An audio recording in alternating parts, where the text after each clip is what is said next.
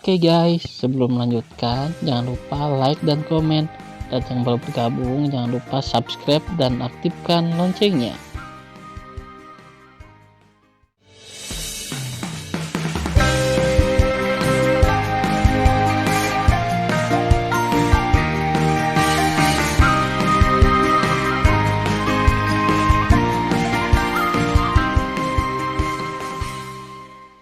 Episode 48. Melanjutkan cerita sebelumnya.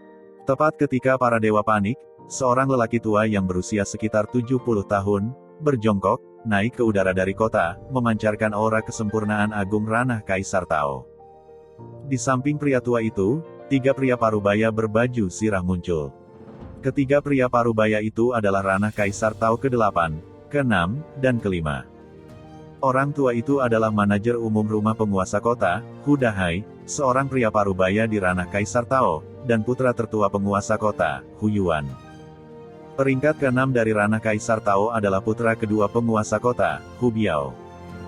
Pria parubaya 5 tingkat dari Kaisar Tao adalah keponakan penguasa kota, Hu Ba. Hu Dahai melepaskan kesadaran ilahinya dan menyelimuti seluruh kota. Itu sudah tua dan berisi suara yang tidak bisa dibantah, dan menyebar ke telinga semua orang. Orang tua itu adalah manajer umum rumah tuan kota. Seluruh kota mendengarkan perintah. Jangan khawatir, tuan muda ingin mengatakan sesuatu. Mendengar ini, seluruh kota menjadi sunyi. Tuan muda Hu Yuan melepaskan kesadaran ketuhanannya dan menyelimuti 180 miliar dewa di kota, dan berkata dengan suara yang dalam, "Ayah saya sudah meninggal, dan ratusan pemuja di rumah tuan kota saya telah jatuh. Tuan muda ini sama tertekannya dengan kamu, tapi sekarang tidak sedih. Waktu ketakutan, kamu harus tahu bahwa setengah dari dirimu berlumuran darah dewa kuno yang abadi, dan sisanya juga telah mengambil sumpah darah untuk membunuh dewa kuno yang abadi. Kami dan sisa-sisa dewa kuno yang abadi telah mencapai titik kematian tanpa akhir. Juga, wakil tuan kota pamanku akan segera kembali. Kekuatan pamanku tidak lebih lemah dari ayahku. Selama kita bertahan dan berjuang sampai akhir, ketika pamanku kembali, itu akan menjadi waktu untuk membunuh sisa-sisa." Sekarang seluruh kota mendengarkan. Tiba-tiba, ada gelombang pasang teriakan di kota Dewa Zentian, "Tuan muda, tolong bicara." Hu Yuan tidak diragukan lagi berkata, "Sekarang sisa-sisa dewa kuno yang abadi telah terluka parah. Mulai sekarang, semua orang di atas dunia raja leluhur di kota akan menyerang sisa-sisa sialan itu, dan mereka hanya diizinkan naik dan tidak untuk pergi. Mereka yang melanggar perintah, hukum 9 klan." Mendengarkan kata-kata Hu Yuan, para dewa di atas ranah raja leluhur di antara penduduk kota semua mengawasi saya dan Anda untuk Anda, dan tidak ada yang memimpin.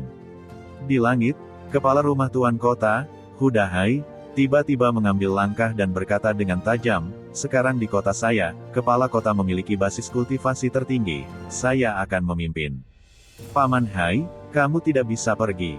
Ekspresi Hu Yuan berubah drastis. "Tuan muda, budak tua harus pergi."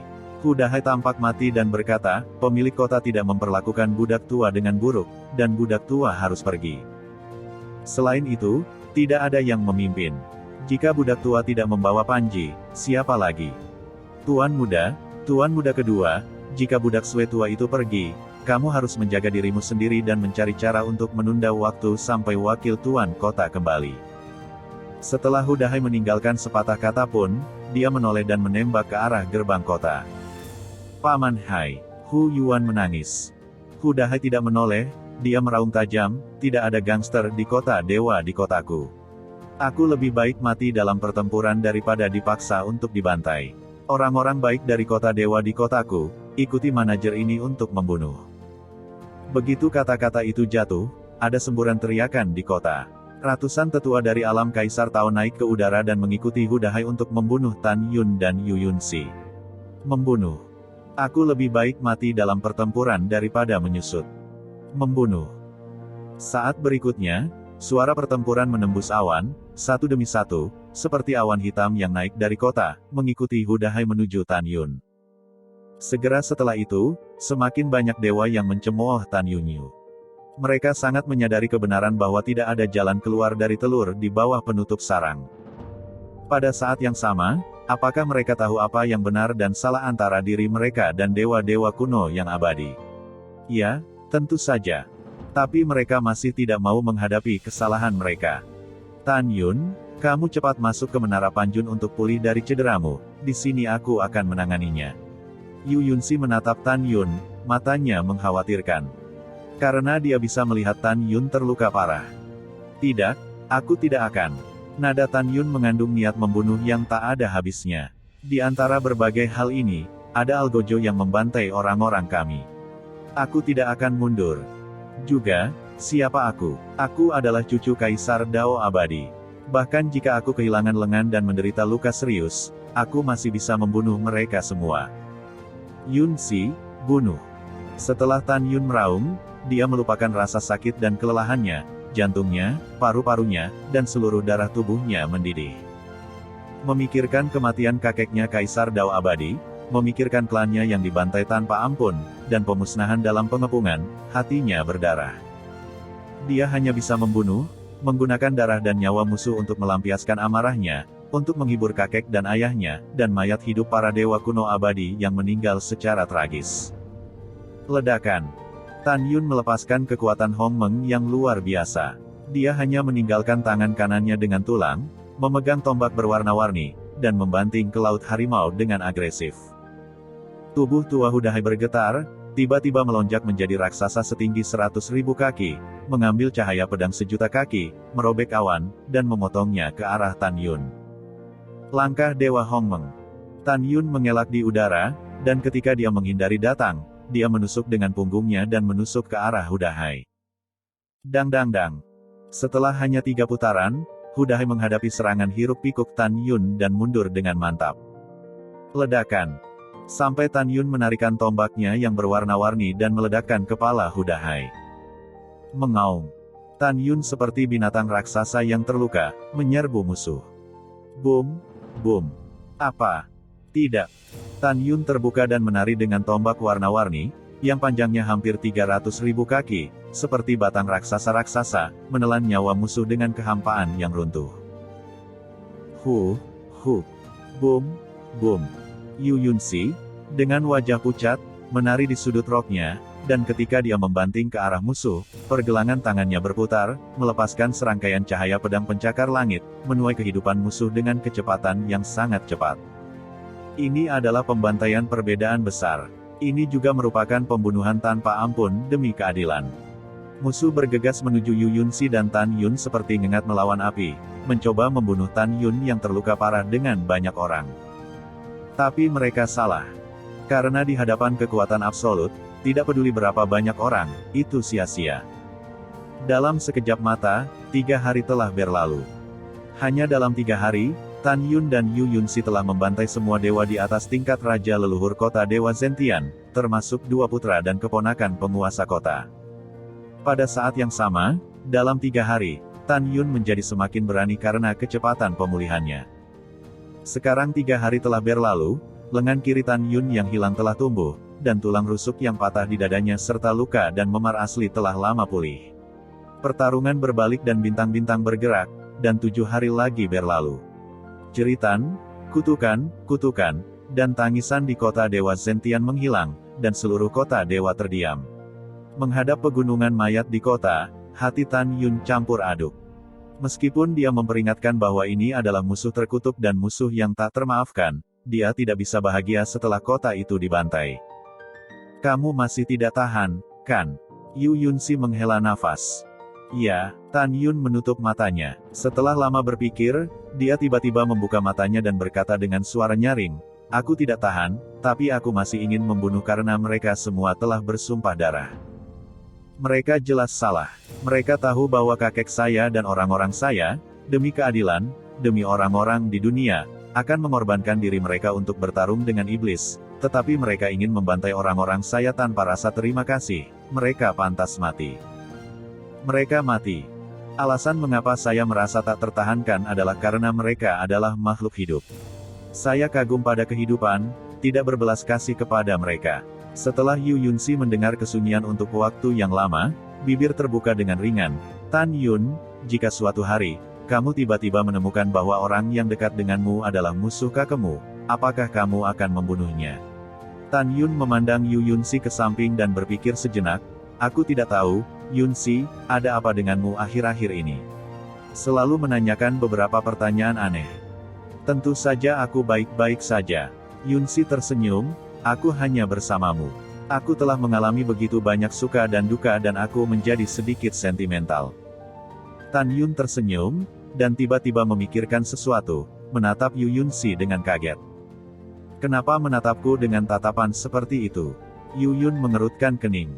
Tan Yun berkata, ratusan pemuja ranah suci Tao semuanya dibunuh olehmu.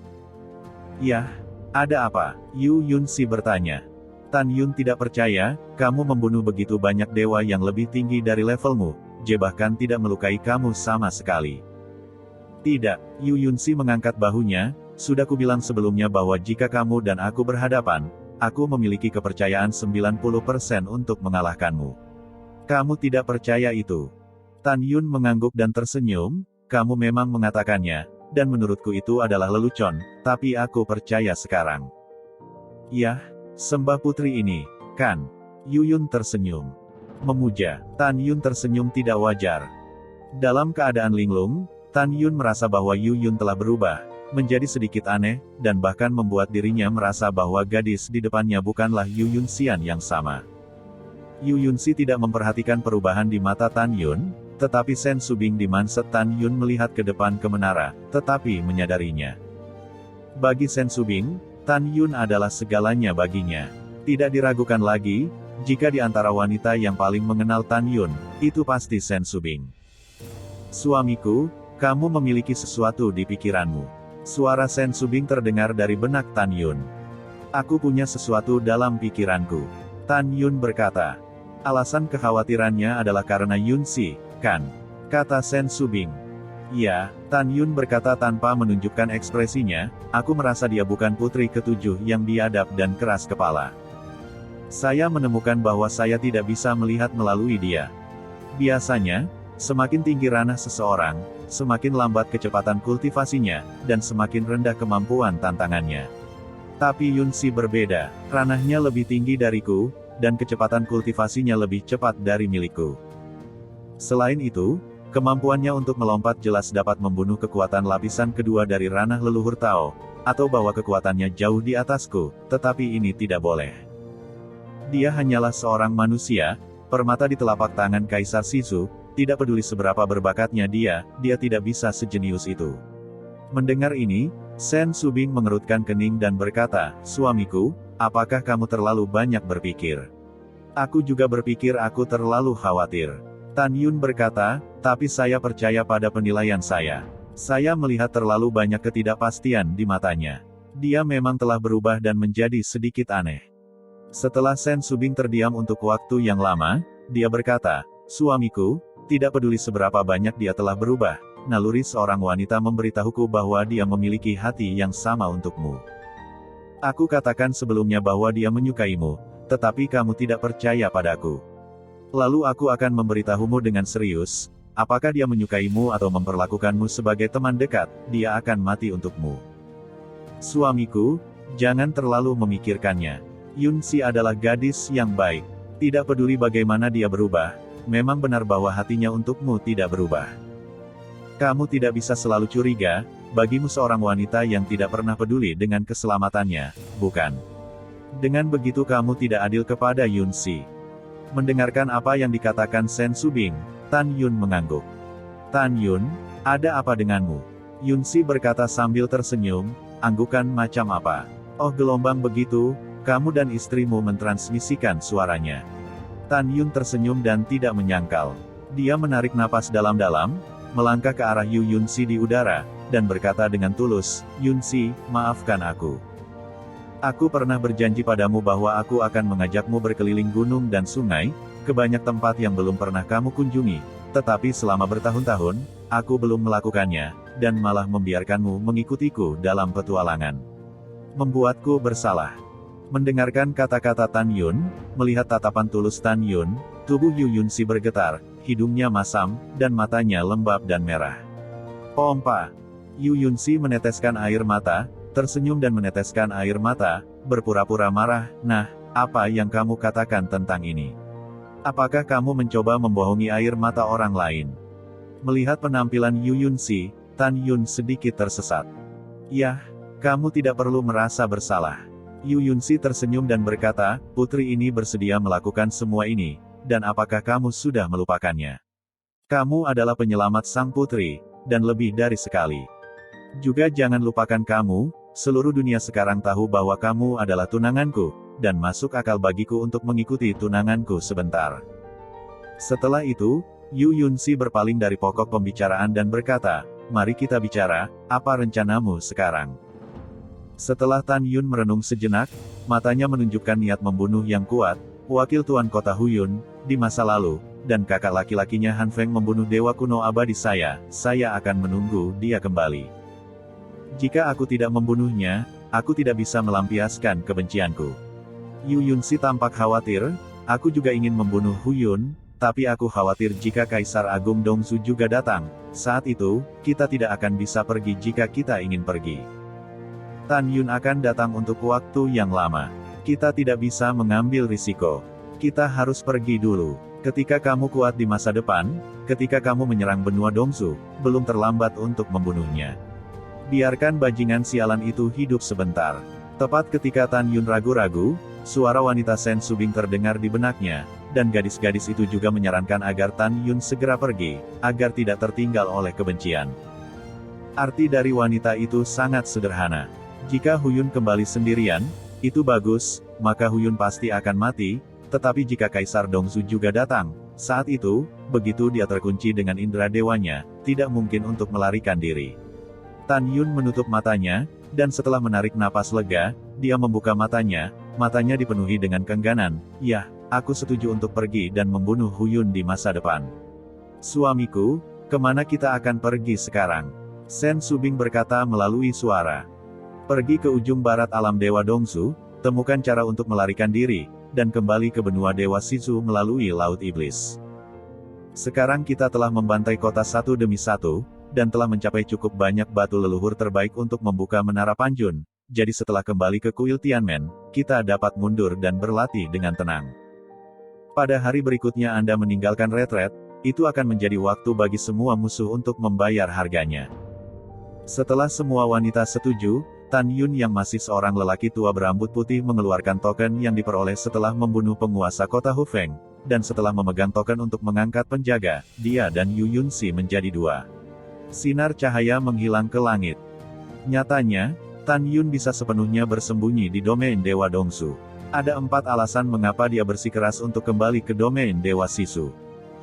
Pertama, sudah lebih dari 2 juta tahun sejak dia meninggalkan benua Dewa Shizu kali ini. Dia berpikir bahwa tidak akan ada perubahan di kuil Tianmen, tetapi dia masih merasa sedikit tidak nyaman. Kedua, dalam 2 juta tahun ini, Tan Yun sangat merindukan Xin Bingxuan, dan pada saat yang sama dia mengkhawatirkan Fang Zixi. Dia tahu bahwa kedua putrinya pasti mengkhawatirkannya, jadi dia kembali untuk melapor kepada mereka demi keselamatan. Ketiga, kembali ke dinasti leluhur Shizu dan beritahu kerabat di alam semesta bawah melalui sumur Changsheng di lantai atas Dewa Ilusi Yunsi bahwa dia telah menemukan Putri Subing. Keempat, saatnya untuk mengaku kepada Kaisar Shizu bahwa dia dan Yunsi memiliki pertunangan palsu. Selama penerbangan, Tan Yun berpikir untuk kembali ke alam Dewa Shizu, dan meminta Kaisar Shizu untuk membatalkan kontrak pernikahannya. Untuk beberapa alasan, dia merasa sedikit enggan. Saat terbang, Yu Yunsi memandang Tan Yun ke samping, berkata, ada apa denganmu? Tan Yun berkata, Yunsi, aku telah menundamu selama lebih dari 2 juta tahun. Ketika aku kembali kali ini, saatnya ayahmu memutuskan kontrak pernikahan kita.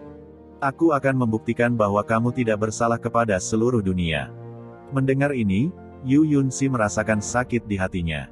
Dia memaksakan senyum dan berkata melalui suara, apakah kamu yakin ingin membatalkan kontrak pernikahan?